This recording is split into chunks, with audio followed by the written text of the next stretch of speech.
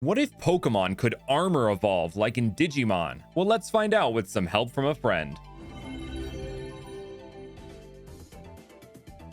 Hey everyone, Brandon here. Armor digivolving was one of the coolest concepts to me when I was a kid, and I dreamed about a day that Pokemon would incorporate that same concept. But now, I'm an adult, with money, who can pay artists to make my dreams come true. And you know we couldn't talk about Digimon stuff without including my good buddy Karn EX. Thank you.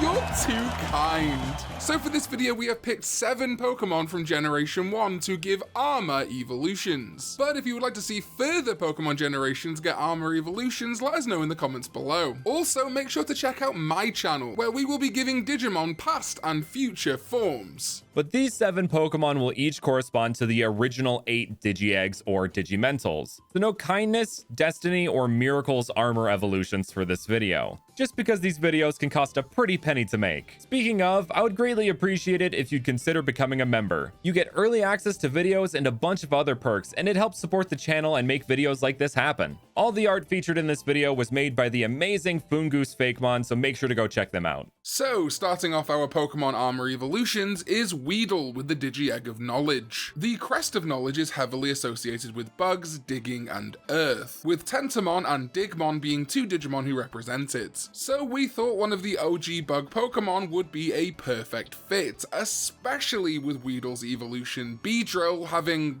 you know, drills. So when given the Digi-Egg of Knowledge, Weedle evolves into Borpion, a bug ground type. How Armor Digivolving generally worked in Digimon Adventure 02 is that the underbody would be that of the Digimon that Armor Digivolved, but stretched out, elongated, or slightly modified, and then elements of the Armor Digi-Egg incorporated prominently into the design. So we wanted to try and keep that same kind of idea going with these evolutions. So you can still see the underpinnings of Weedle in Borpion's design, but with those digging elements of the Crest of Knowledge, as well as the crest itself featured prominently in the design. Borpion's name comes from the word bore, which means to dig or drill a hole into something, and scorpion. Borpion are intense Pokemon, only living in vastly branching tunnels beneath the sands of the harshest deserts. They have a fierce rivalry with Excadrill, so if their tunnels intersect, the battles fought over it can last months. Next, for the Digi-Egg of Love, we went with Clefairy. While the Digi-Egg of Love is commonly associated with birds and other flying things, we decided not to go with Pidgey because it would probably just end up looking a lot like Halsamon. So we went with Clefairy, who also has wings, and we could tie in the whole love part to its fairy typing. So with the Digi-Egg of Love, Clefairy evolves into Clefanaut, a fairy flying type. This design's inspirations tie in together so well, I don't even know where to start. So rather than the traditional bird-like wings, we went with the more mechanical wings of a spaceship, kind of like Terramon, Armadillomon's love armor. But the spaceship part itself references the Clefairy line's association with the moon. And the armor covering Clefanaut's body so you can only see its face refers to astronauts. I mean, it's in the name, so you probably saw that coming. Seeing as the Clefairy line is thought to have come from the moon, it can now return home, which is where the love part comes in.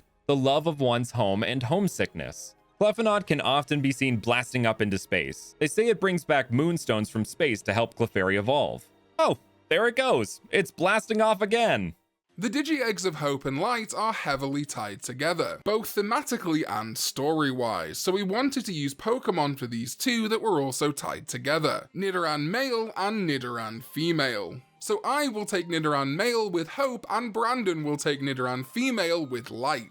So the Digi-Egg of Hope has a few themes to it, and the main ones that we think are observable are quadrupedal animals, mythological creatures, particularly Greek, stars and constellations, and the general light of hope. With that said, with the Digi-Egg of Hope, Nidoran Male becomes Nidoraur, a poison dragon type. The quadrupedal mythical creature we chose is obviously the dragon. The dragon is seen as a symbol of hope and perseverance in Chinese culture, and serves as a part of the Chinese zodiac. And speaking of zodiac, there is also the Draco constellation. To fold in the Greek influence, Helios, the Greek god of the sun, which is a star, in some tales had 2 serpentine dragons pulling his chariot across the sky. So the factors come together in Nidoraur with a longer, more serpent-like body, while keeping 4 legs like East Asian depictions of dragons. dragons. Nidoran keeps its royal naming scheme being a combination of Nido and Emperor, with dragons being a representation of imperial might, but it also sounds like Nidoran as in the roar of a dragon.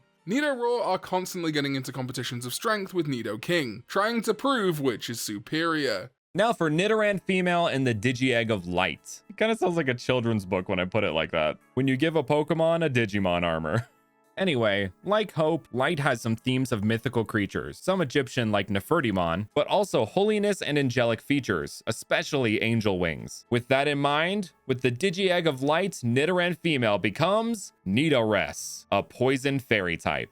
So this one has a few origins, but to start, its body shape is inspired mainly by cows, which are venerated in many religions such as Hinduism, Jainism, and Buddhism. It is also inspired by Hathor and Lamassu, which are both represented by bulls, with Hathor being an Egyptian goddess of light, whose disc can be seen in this design with the crest of light on it, and Lamassu being a Mesopotamian protector deity. Lamassu in particular being a bull with wings and a man's head, playing into our angel-winged mythological creatures. While we couldn't exactly fit angel wings onto Nidoran's design, we did add these kind of spiky wings. This is still a Pokemon after all, and we don't want to go too crazy with design details.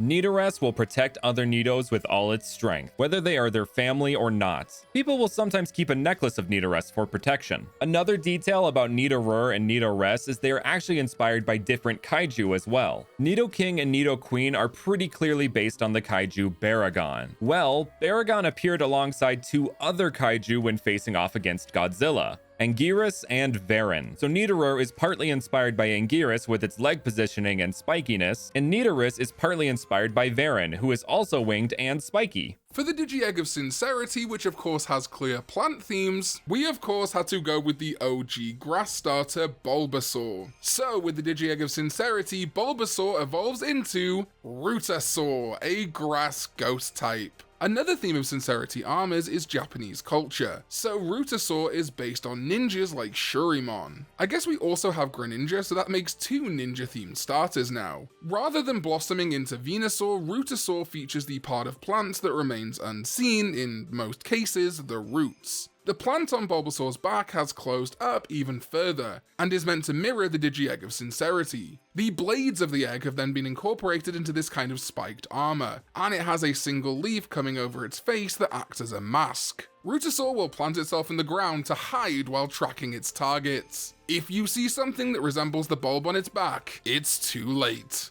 Next up, we have the Digi-Egg of Reliability. Naturally, with its aquatic themes, we went with Squirtle to represent it. So with the Digi-Egg of Reliability, Squirtle becomes Jetoise, a water steel type. It clearly takes inspiration from Submarimon, with it also being based around submarines, particularly mini-subs, and even the Seamoth from Subnautica. The jets or cannons from Blastoise have been adapted into these boosters that help Jetoise move around quicker in and out of the water. As a kid, I loved how Cody/Iori could ride around in Submarimon, so young trainers could use Jetoise in a similar way. Also, people being able to ride around in a turtle's back is a reference to Coco Jumbo from JoJo's Bizarre Adventure Golden Experience. Jetoise moves through the water quickly and effortlessly. It has a bit of trouble on land, but is still very speedy when compared to other water-type Pokemon. Getting caught in its wake can leave you incapacitated. So last but certainly not least, we have Charmander. Brandon and I decided to have Charmander act as a Vmon stand-in, and as such take both the Courage and Friendship Digi-Eggs, given that its evolution Charizard is one of the most popular Pokemon of all time, and also has two Mega Evolutions. Courage armors tend to have one big theme, flames, so applying it to Charmander feels very natural, as the kind of progenitor of the Digi-Egg of Courage is Agumon.